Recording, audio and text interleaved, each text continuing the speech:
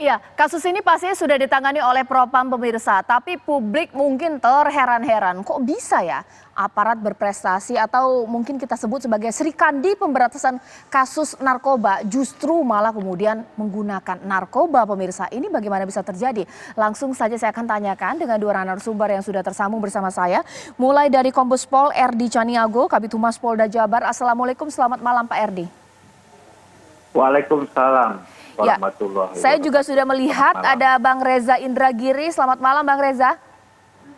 Selamat malam, Assalamualaikum warahmatullahi. Saya juga sudah melihat Komjen Pol Purnawirawan Ahwil Lutan, pengajar ilmu kepolisian UI. Selamat malam Pak Ahwil Lutan.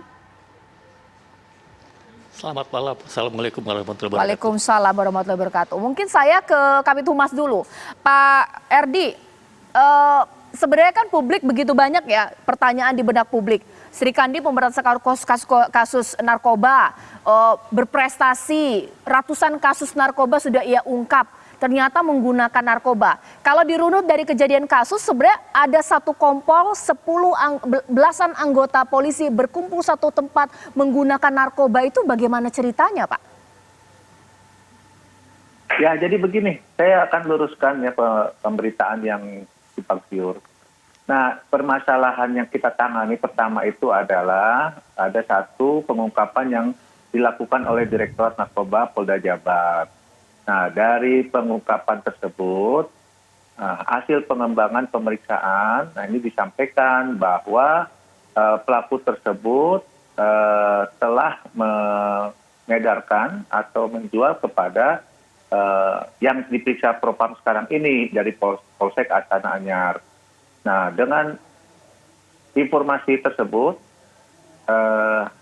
Polda Jabar itu kan membuat tim khusus dari direktoratnya narkoba, kemudian dari Propamnya, lalu dari Bidokesnya. Nah, setelah mendapat informasi, kemudian mereka-mereka yang terduga itu diminta keterangan, ya, diminta keterangan.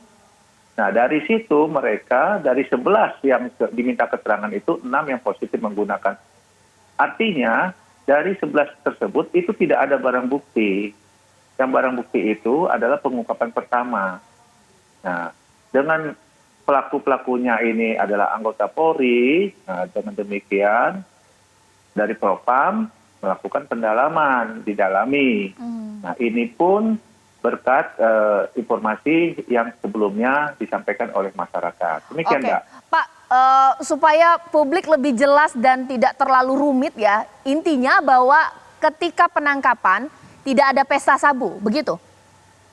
Tidak ada pesta sabu. Mereka setelah diketahui beberapa hal informasi yang dari pelaku utama, yang pertama diungkapkan oleh Direktur Narkoba, nah di situ disebutlah si A, si B, si C, mereka membeli. Nah, kemudian dilakukan pemanggilan dan penjemputan oleh Propam, ya, Propam dari Polda Jabar.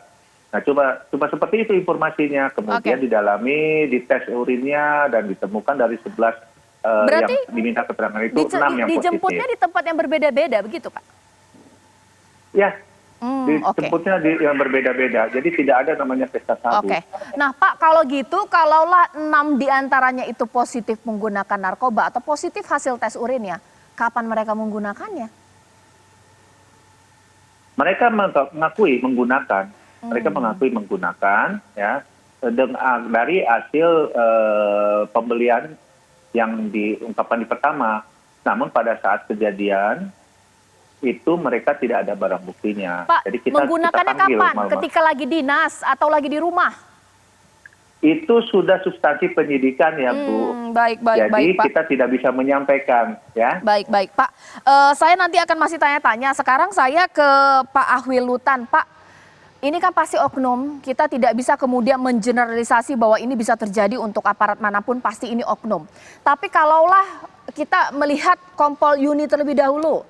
Kompol Yuni ini berprestasi, ratusan kasus narkoba sudah ia ungkap. Kemudian masuk perangkap sendiri, ini bagaimana Pak Ahwil Lutan melihatnya? Jadi ini kan suatu hal yang sebetulnya sangat jarang terjadi. Tapi namun hal-hal ini bukan suatu hal yang tidak mungkin gitu ya. Karena manusia ya tetap manusia juga. Mereka sudah dididik oleh polisi dengan bekal-bekal yang cukup banyak. Saya kebetulan adalah bekas komandan Pusat Pendidikan Reserse Polri. Jadi di sana kita mengadakan tes yang sangat penting sebetulnya, yang disebut dengan tes kesehatan jiwa.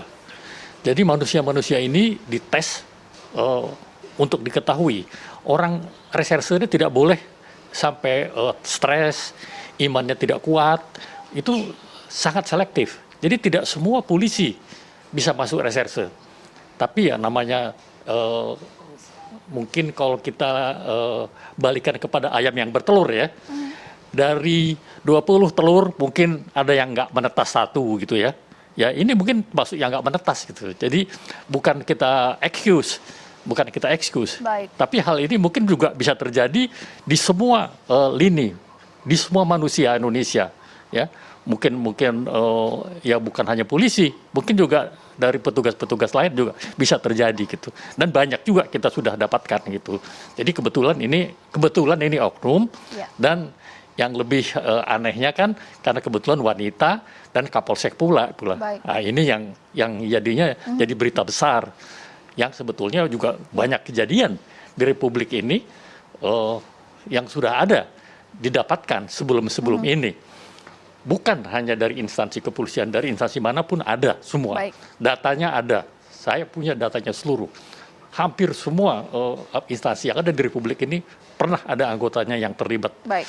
sebagai pemakai ya. Iya. Saya maksud sebagai pemakai atau pengguna.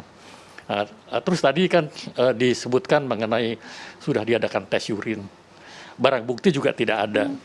Nah, tes urin ini juga adalah satu tes yang diadakan untuk mengetahui orang ini memakai atau tidak gitu. Dan ini kan ada masa periodenya. Iya. Mungkin dia memakai sudah berapa lama, berapa banyak. Sebab kalau sudah dipakai lama, mungkin ini tidak akan terdetek. Baik. Tapi kalau ini masih terdetek, mungkin baru-baru saja dipakai gitu Oke. ya. Ini bisa terjadi.